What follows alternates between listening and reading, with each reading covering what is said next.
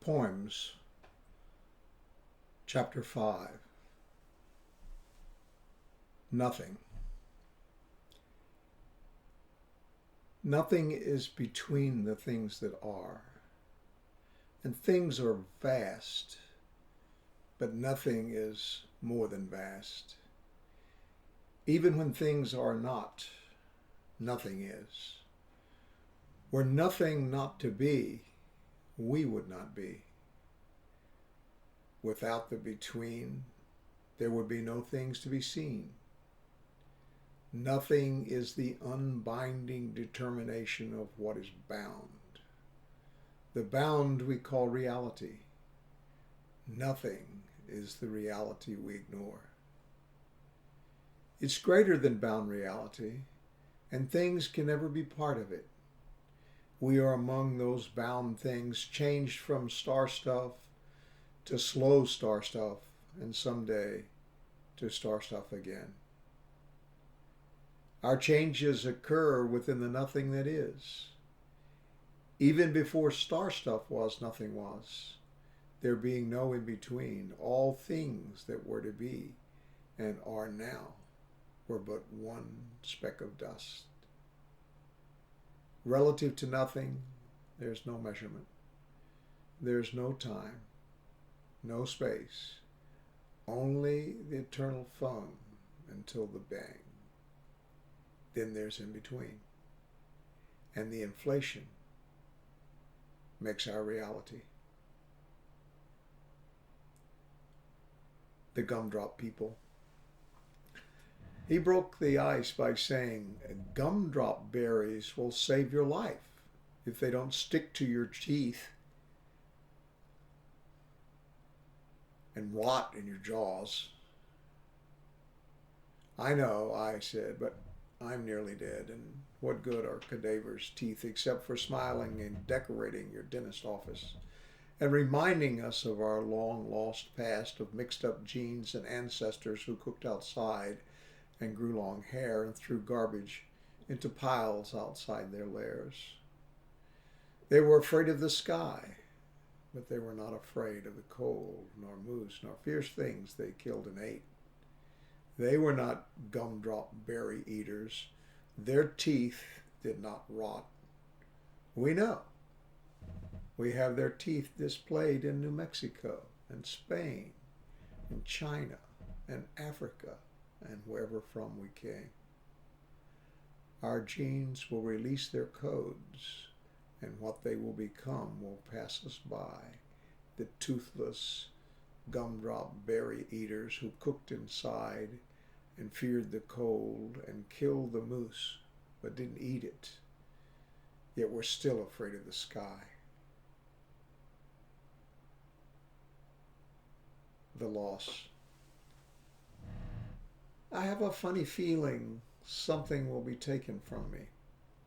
Someone will come to my house, someone who is polite, who speaks softly, who is careful about the words he chooses, who knows something I don't know. I won't want him to say it. I will offer him coffee, a chair. I won't ask why he's there. It'll be cold. My mouth will be dry. I'll wait for him to speak. He'll tell me his quiet secret. He'll wait to let me cry. I won't look at him. Instead, I'll turn my face toward the window and watch the trees wave in the wind as he leaves. I'll remember what was taken from me.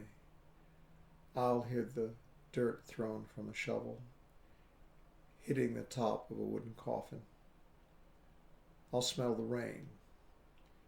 Everything that was joy will be gone. The old photos in the desk will be still. Everything will be fixed. What would have been will not be. The stillness and the cold will settle in. I'll hear the rain. I'll see myself pat the dirt with a shovel. I know I will live a little less than I'd hoped to live. Tenement man. The street was wide and damp, and it was in the morning before the sun broke. Only a few cars passed by, and when they passed, you could hear their tires mashing the wet pavement.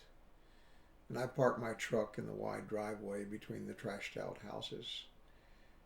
I waited on the black men to come out of their places, the places where they stay. I was the tenement man's man. I was the white man with the work. We were going to clean up the houses. We were going to fence them in. We were going to bring back the toilets and the sinks. And we were going to put in the glass and light the rooms. We were going to hook up the pipes and the gas. We were going to make rent houses so the places they stay would be real houses again. And the people that stay would be the people that pay. I was the tenement man's runner. I was the white man with the work. When I came in my pickup truck in the morning, when the sun broke, when the sky was red, when the cars mashed the wet pavement into a roar and flung the road fodder into the yards, I came out, just sober, just waking. They were mostly old guys, but not all of them. Some were kids looking for breaks. 20 came. I took 10. 10 went away to where they stayed. The sun rose, and the streets dried up. The traffic came. The morning odors went away. The neighborhood was any you'd ever seen, where nothing mattered, where life was day to day a quiet hustle, waiting on tenement man's man to make some work. It got hot early. The young kids shed their shirts. They let the dust cover their sweaty backs. But the old men kept on their shirts and held the dirt off their backs. 10 truckloads of trash was hauled away. We began to see the places where they would stay.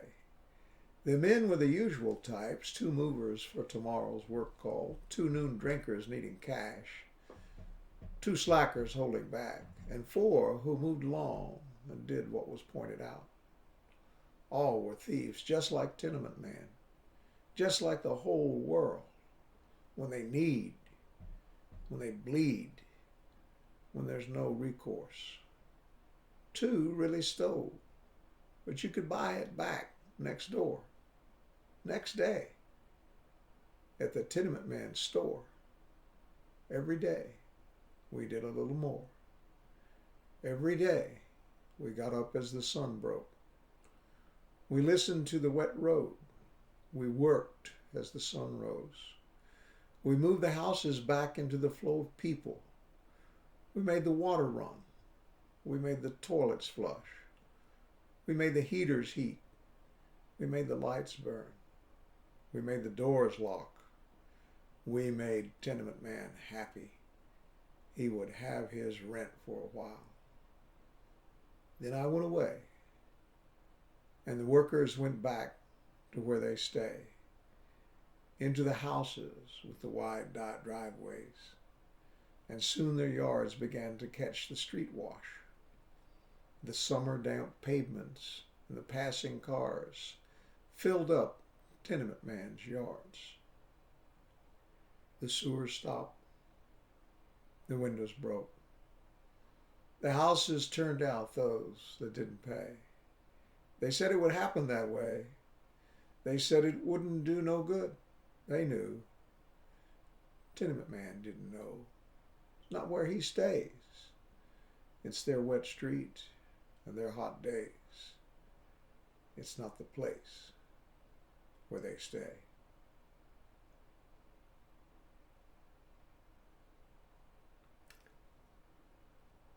New poem.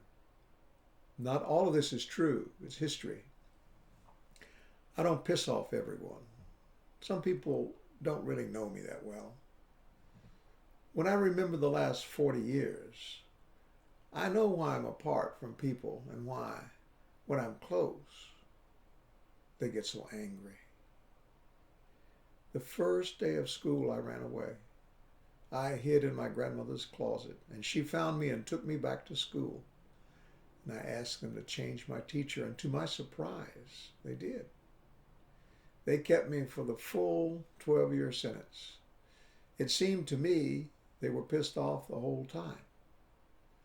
When I was released from school, I went away to serve my country as a missile man in dark vans with green screens and plotting boards.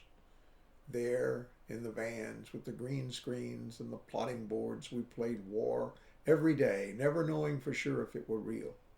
Bells rang and missiles were raised, and we counted down to the end of man, or failsafe, whichever switch was thrown. I was forever tired, poisoned by the food I ate into a sound sleep from which I was continually awakened. Our clocks were marked in Zulu hours. Watching them made me grow old faster. I counted the days. I turned the wheels that tracked the missiles. I hid in the dark vans and stared blankly at the green screens. I listened to the scratching of the plotting pins. Finally, my country let me go. I ran back to school, this time not a prisoner, not afraid. I stayed. It was the best of time for someone who had just awakened, a young man full of insensitivities and zeal, but comparatively old and wise, having served his country and having lost all illusions about such work. I had married as soon as I was allowed to marry to get out of the army barracks. We had 2 children while I played war, and she became a teacher. I was not like the usual college kid, but too young and too blind to know how little difference Army experience made. It was the time before conspirators killed JFK. It was when schools taught about the Red Menace. It was when we, the white people I knew, believed that white America saved, bought insurance, used Firestone tires, burned Texaco gas, drove Thunderbirds, and drank Jack's beer. It was then that I turned my back on timely things. I read books for thoughts from long ago that no one really cared about. School and work became just background noises barely heard while reading. I thought the important things were said by Greeks and Jews and Latins. I thought G.K. Chesterton was modern and that T.S. Eliot was too much of a pessimist to see the world I knew. Then the present world began to fall apart, just like the old world had fallen apart. Every day before my eyes, in black and white, people died. I began to think the world wasn't safe for anyone, even those who knew its history. I remembered the nerve gas classes. I remembered the gas that had neither odor nor color. It was known by the symptoms the victims showed before they died. I had made notes copiously, but without reflections. The deaths I saw in black and white showed symptoms of this gassing, so I reflected. My classmates left for Vietnam. Some were for, and some were against the Red Menace. Some went to Canada. Some outthought the system with theological arguments the boards of tired old vets could not undo. I grew angrier every day as I heard Lyndon Johnson say in a language just like my own, "My fellow Americans." George Reedy told a small group of us how we could tell when Lyndon was telling the truth. George said, when he pulls his ear, he's telling the truth. When he touches his nose, he's telling the truth. When he moves his lips, he's lying. Years later, that was funny. But then it was not funny. Johnson was not dead. and had not been connected to history. He was connected to the bodies of the friends I'd had, the ones who fucked up fighting for or fighting against the Red Menace. Finally, I saw that Lyndon was just like other leaders who said what was expected to miscommunicate what the government wasn't doing.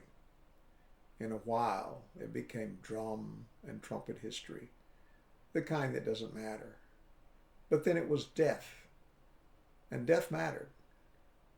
Then people were gassed every day in black and white.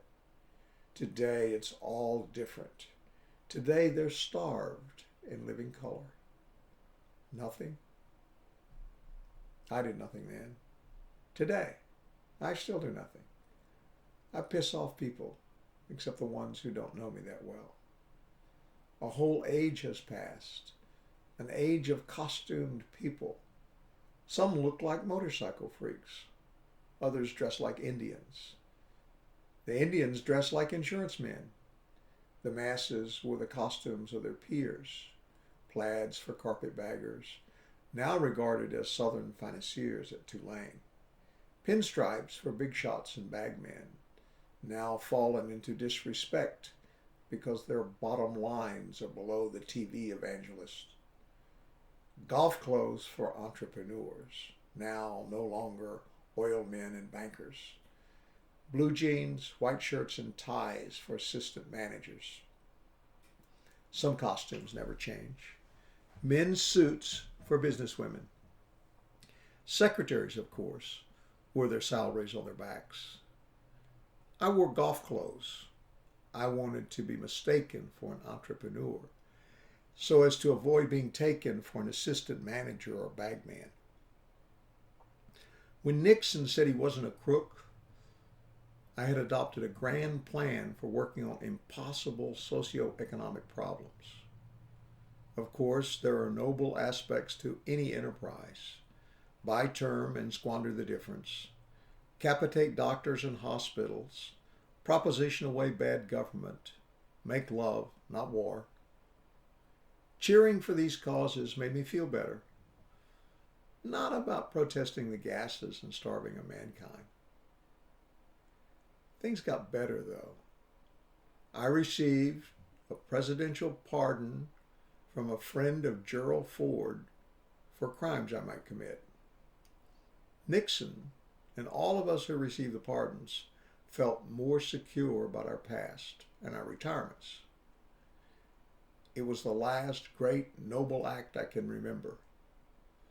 It started the age of electronic salvation. The dark-haired, look-alike, sound-alike evangelist marched across the fuzzy screens of white middle-class America. These glad-handers taught us good feelings through avoiding guilt, as they quoted long passages from ancient Hebrew writings while they begged for money. They were all divine doctors, except for the self-chosen. That great word, doctor, had fallen from the titles of the lovers of wisdom and onto the TV preachers, and also onto the transcripts of gym teachers and masseurs and ticket fixers and social workers and barbers. I had read of this decadence. It was not new to me. I had read history. In the middle of this whirlwind of junk and money and plastic cards for trading and false masks for picture taking, there were two songs sung by Dr. Hook.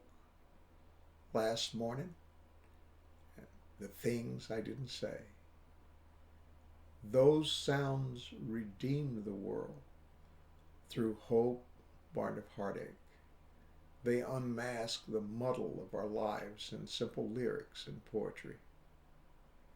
I still can't understand why Ludwig Boltzmann committed suicide after he had written K-Log W, and why Dwight Eisenhower didn't when he shot Private Slovik. It has something to do with bad character. has nothing to do with love. The lovers are all dead.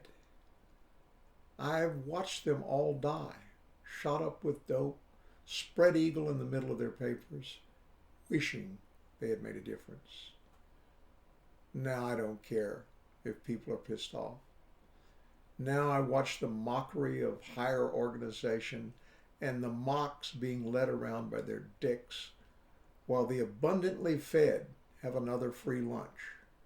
And so-called white trash, niggers, Indians, wetbacks, and gooks get to buy used cars and used houses and work in restaurants and send their kids to public schools. Everyone's not a cynic. Some people still recycle cans, teach Girl Scouts, grow flowers, play the piano. They're like the Truman family before the war ended. I saw a man drinking tap water and not wearing a rhodometer. He was not a cynic. He was a Methodist, and his children went to private schools. And on Sundays he took them to church, where they prayed for the bishop, and for the country, and for the poor. When everyone sang, he prayed that his marriage would last, that he would get more money, that he would not be audited, that his daughter would not get pregnant until she left home, that the dick that did it would be a Methodist mechanic. Last week I listened to Lenny Bruce's last performance. I had forgotten what a strict moralist he was. I had forgotten how much he loved Puerto Ricans, blacks, Moses, and Jesus, and how little he loved cardinals and the mafia. And finally, how he hated his life. My uncle died in jail after having been beaten by a guard. He hated his life too. He wasn't cynical. He always thought he would change and that he was wrong.